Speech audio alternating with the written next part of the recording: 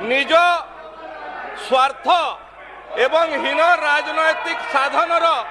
उद्देश्य रखिंट ये निंदनीय। जो माने आज बिजू बाबू ना धरिकी सत्ता को आसी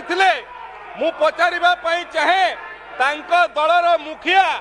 जेते बेले बिजू बाबू रोगग्रस्त होते तांकर शेष समय रे तांकर दलर मुखिया केते बिजू बाबूंकर सेवा करते यार उत्तर रखिबार आवश्यकता अछि। एवं बाचस्पति महोदय जे ओडिशा सबुबेले स्वाधीनता पूर्वर जेतेबेले स्वाधीनता आंदोलन भी होउतला सेतेबेले ओडिशा भारत वर्ष संगे गोटे एका संगे चलुवा राज्य 73 अमेंडमेंट संविधान रो जेतेबेले राष्ट्रीय पंचायती राज दिवस है 24 एप्रिल जानी शुणी निज राजनैतिक स्वार्थ हासिल पई देशरु निजको विच्छिन्नतावादी मनोभाव रखी जो कार्य करथिले जे 5 तारीख दिन करिवे ये केबे भी देश भितर रही देशर नियम को उल्लंघन करने कथा। बाचस्पति महोदय मु कहवा पई चाहे जो माने ये निर्वाचन रे जहां ना रे दल कले तांकर फोटो उड़ाई देले से माने आज तांकर दुहाई दउचंती गोटे तमिल बाबू को बसेवा पई जहां ना रे दल कले तांकर फोटो भी उड़ाई देले से आज तांकर ना कहउचंती।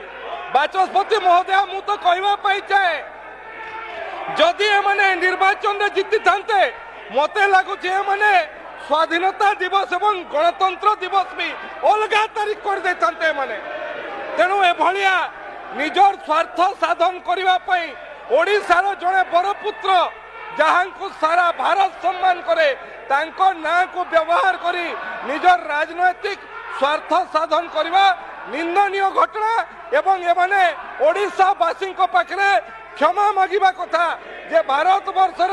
जड़े बरपुत्र को निजर राजनैतिक स्वार्थ हासिल पई तांको व्यवहार करी तांको किभली व्यवहार करथले सेति पई क्षमा प्रार्थना करबा कथा। एवं जो कांग्रेस दल आज आईन श्रृंखला कथा कहूची मु तांको मने पकेबा पई चाहे अंजना मिश्र घटना बोधे भूली जाइछंती छवि राणी घटना बोधे भूली जाइछंती जो माने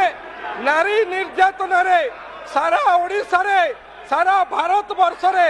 बड़ा मेडल पाइथिले से माने आज आईन श्रृंखला कथा कहउचंती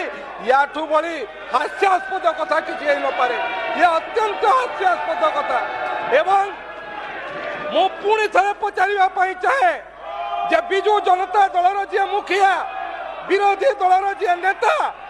जहांकर ना नहीं कि आज दल बनैले जेते बेले से शेष अवस्था थिले से केते थर तांको देखिबा पई जाइतिले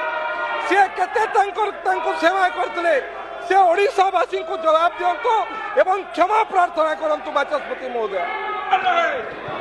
बिजू बाबू